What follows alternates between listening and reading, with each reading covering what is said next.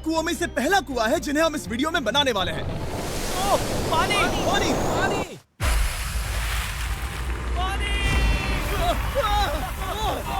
आपने अभी अभी केन्या के एक छोटे से गांव को पीने के पानी का अनलिमिटेड सप्लाई मिलते हुए देखा, वो भी सिर्फ 1 सेकंड में। अभी एक कुआं बना है और 99 बाकी है। आपको ये वीडियो बहुत पसंद आएगा। इन 100 कुओं को मिलाकर 5 लाख से ज्यादा लोगों को पीने का ताज़ा पानी मिलने वाला है। केन्या की इस साइट पर कुछ कुएं बनाने के बाद हम नाइरीरी स्कूल सिस्टम के साउथ में गए और कह सकते हैं कि उन्हें हमसे मिलकर बहुत खुशी हुई। क्या हाल है? मैंने ऐसा नहीं सोचा था। स्वागत के लिए शुक्रिया। समझ नहीं आता कैसे रिएक्ट करूं। बहुत बहुत शुक्रिया दोस्तों। हमारे आने पर इस गांव ने हमारा जोरों से स्वागत किया और नोलन इसमें थोड़ा खो गया। नोलन जैसा अजीब इंसान मैंने कभी नहीं देखा और ये मेरी गलती नहीं है। और फिर वहाँ का स्कूल देखने के बाद ये रहे हमारे मेहमान। क्या हाल है? दिन अच्छा बीत रहा है ना? सबसे मिलकर अच्छा लगा। एक टीचर ने मुझे दिखाया कि स्टूडेंट्स कहाँ से पानी पीते हैं, जो कि एक बहुत ही अनसेफ नदी से आ रहा था। तो आपके स्टूडेंट्स यहीं से पानी पीते हैं? हाँ ये बुरी बात है। हाँ, स्टूडेंट्स हमेशा डायरिया जैसी बीमारी, टाइफाइड जैसी बीमारी की कंप्लेंट्स करते हैं क्योंकि वो ऐसा पानी पीते हैं। तो हाँ। हम कोशिश करते हैं, पर देख रहे हो ना, अब क्या कहा जाए। पर क्या करे, जिंदगी तो जीनी ही है और पानी तो सबको चाहिए होता है। जाहिर है कि इनकी हालत सच में बहुत खराब है।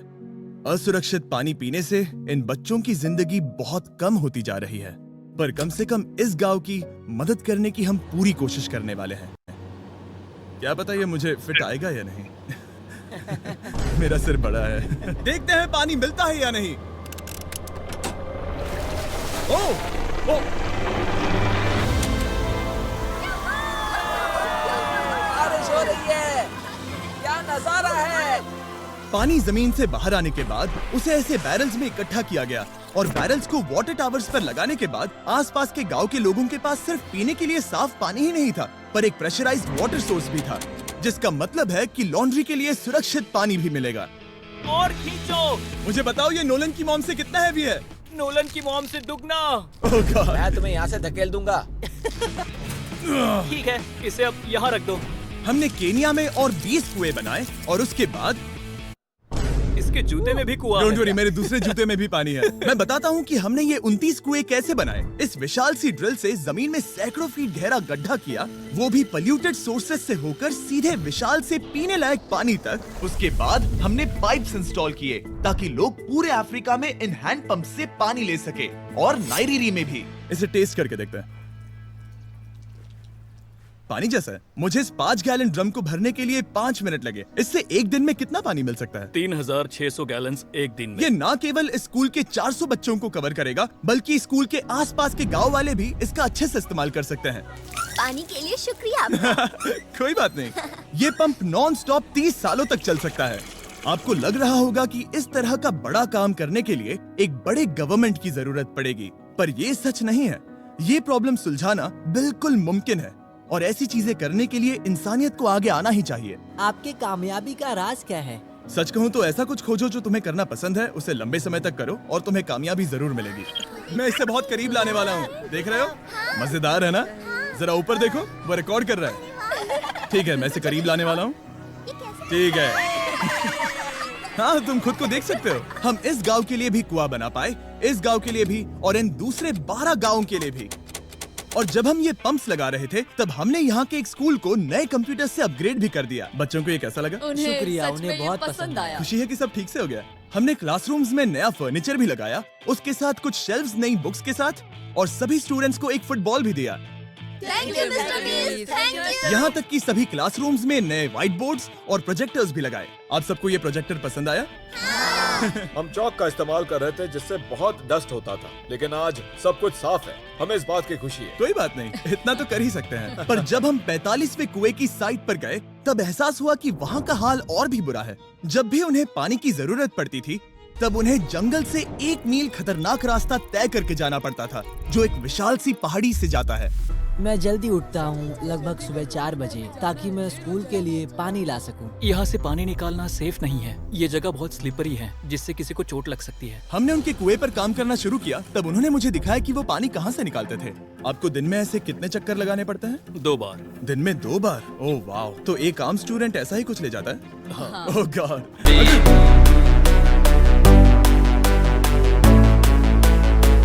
Number 1 on YouTube.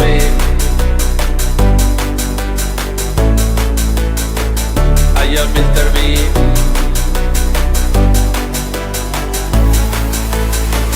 Number 1 on YouTube.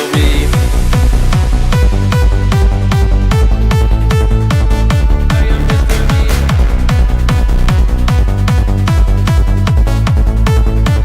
I am Mr. Bean.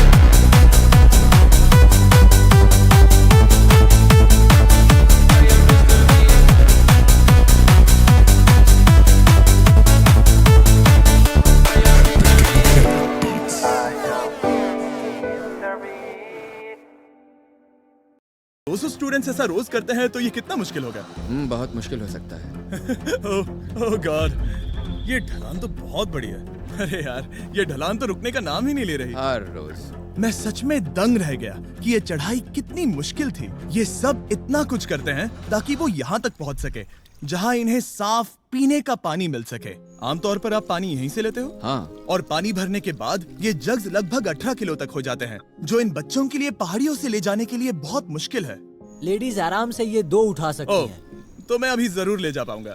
और एक बार हमने जग्स भर लिए, उसके बाद वक्त था वापस ऊपर जाने का। जल्दी करो, चलते हैं। इससे तो पसीना भी नहीं आ रहा है। मैं ले लूंगा। और अब घंटों तक असुरक्षित पानी को इकट्ठा करने के बजाय उनका नया पंप स्कूल के बस 10 फीट दूर था, तो अब ये यहाँ से पानी ले सकते हैं। बहुत थक गया हूँ। और फिर हम गए हमारे अगले गांव में, जहां हमने बनाया हमारा 46वां कुआं। पर हमें एक प्रॉब्लम से गुजरना पड़ा। हमने देखा कि ये गांव आधे से बटा हुआ है, वो भी इस खतरनाक सी नदी से। ये अभी इतनी खतरनाक नहीं लगेगी, पर जब बारिश का मौसम आता है, पानी ऊपर तक आकर इस पुल को पूरी तरह से निगल लेता है। और ये पुल इसलिए इतना जरूरी है क्योंकि वहाँ जो गांव है, वहीं पर सभी हॉस्पिटल्स और स्कूल्स हैं, इसलिए यहाँ से रोज गुजरना पड़ता है। ये खतरनाक है, लेकिन इस पुल के अलावा इनके पास और कोई ऑप्शन नहीं है। जब ये नदी उफान पर होती है तो ये किसी को भी बहा ले जाती है, लोग, स्टूडेंट्स, यहाँ तक कि जानवर भी। हाल ही में इस नदी को क्रॉस करने की कोशिश में हमने 3 लोगों को खो दिया। इस तरह किसी की जान जाना पागलपन है और हम इसे स्वीकार नहीं कर सकते। और जिस पल हमने इस बारे में सुना, तब हमें मदद करनी ही पड़ी।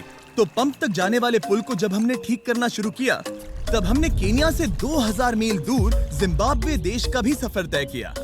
अफ्रीका में आए 1 हफ्ते से ज्यादा हो गया है और अब भी कई पंप्स लगाने बाकी है। तुम में से बदबू आ रही पर है। मैंने सुबह ही शावर लिया था। बात होते ही मैं हाथ नीचे ले लूंगा। इस काम के लिए मैं तुम दोनों पर भरोसा कर सकता हूँ? हाँ। हमें सबसे पहले एक लोकल हॉस्पिटल की जांच करनी थी, जहां साफ पानी की सख्त जरूरत थी। अंदर जाने पर हमें पता चला कि इस क्लिनिक की इस गांव को कितनी जरूरत थी। 1 साल में यहाँ पर कितने बच्चे जन्म लेते हैं?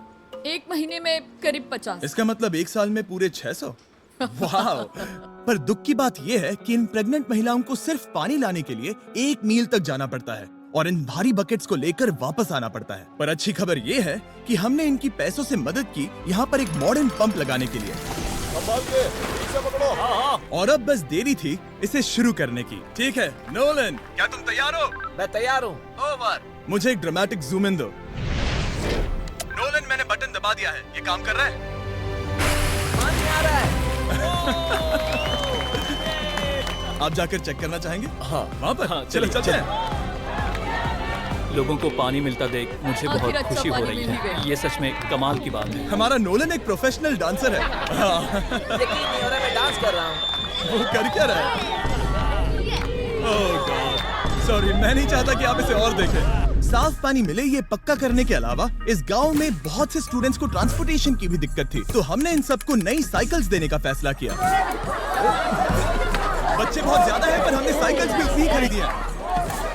सच बताऊं तो मुझे साइकिल चलाना नहीं आता। जिमी को सिर्फ साइकिल देना आता है। कभी इसे चलाना नहीं सीखा। तो चलो हम एक रेस लगाते हैं। 3, 2, 1, गो! ओह माय गॉड, सभी मुझसे आगे जा रहे हैं। संभल के, मुझे चलाना नहीं आता, किसी को उड़ाना नहीं चाहता। तुम इसे चलाओगे? ठीक है, जाओ चलाओ। ओके। और इन्हें साइकिल्स देने के बाद हमने तब तक पंप्स लगाए जब तक हम पहुंच गए कुआं नंबर 69 तक। ये कुआं सोलर पावर्ड है, जो गांव के किसानों के लिए खास बनाया गया है। ताकि इनकी फसलों और जानवरों को जरूरत से ज्यादा पानी मिल सके। चाहे गर्मी हो या फिर बिजली ना हो, इससे कोई फर्क नहीं पड़ेगा। हर एक पैनल है 200 वॉट्स का, जो एक पंप से जुदा है। ये पंप हर घंटे 5000 लीटर पानी खींच सकता है। बेसिकली ये अनलिमिटेड पानी का सोर्स है इस पूरे गाँव के लिए। ये बहुत बढ़िया है। और जिम्बाब्वे छोड़ने के बाद हम चाहते थे कि अफ्रीका की सभी कम्युनिटीज को पानी मिलता रहे। इसलिए हमने और कुछ पंप्स बनाए युगांडा में, सोमालिया में और कैमरून में। कैमरून में हमने क्या क्या किया ये देखने के लिए फिलैंथ्रोपी चैनल पर हम जल्द ही एक वीडियो अपलोड करने वाले हैं। इन गाँव में वक्त बिताने पर मुझे एहसास हुआ कि पंप्स लगाना कितना जरूरी होता है। कैसे ये खेती को पानी देते हैं, भूखे का पेट भरते हैं, कैसे ये हॉस्पिटल्स को साफ सुथरा रखते हैं, और सबसे जरूरी कैसे ये आने वाले पीढ़ी के बच्चों के लिए लंबी और हेल्दी जिंदगी जीने में मदद करते हैं। और इससे कम्युनिटीज का भविष्य भी सेफ होता हम है। बहुत समय से इंतजार कर रहे हैं साफ पानी के लिए। Water is life. और कुछ लोकल लोगों की मदद से हमने आखिरकार ये पुल पूरा कर ही लिया, जिसे ये कम्युनिटी अगले 100 सालों तक इस्तेमाल कर सकती है। कई जिंदगियां बचेगी, परिवार एक साथ आएंगे, परेशानियां चली जाएंगी। इस वीडियो में हमने जो 100 पंप्स लगाए हैं वो कई जिंदगियां बदल देंगी, पर ये काफी नहीं है। इसीलिए मैं चाहता हूं कि आप जाने से पहले beachphilanthropy.org/wells पर जाएं और मुमकिन हो तो पैसे डोनेट करें। मैं सच कह रहा हूं, हमें इस वीडियो से एक पैसे का भी फायदा नहीं हो रहा है। इस वीडियो से जितने भी पैसे आएंगे वो 100% इन पंप्स को बनाने में खर्च होंगे, वो भी पूरी दुनिया में। पता है ये अजीब है कि एक यूट्यूबर को ये सब करना पड़ रहा है, पर किसी को तो करना ही होगा। अगर कोई नहीं करेगा तो हम ये करेंगे ही। आप देख सकते हैं इस काम से कई कम्युनिटीज की जिंदगियां बदल रही हैं। और फाइनली 100वां पंप। ओह माय गॉड, मुझे माफ करना।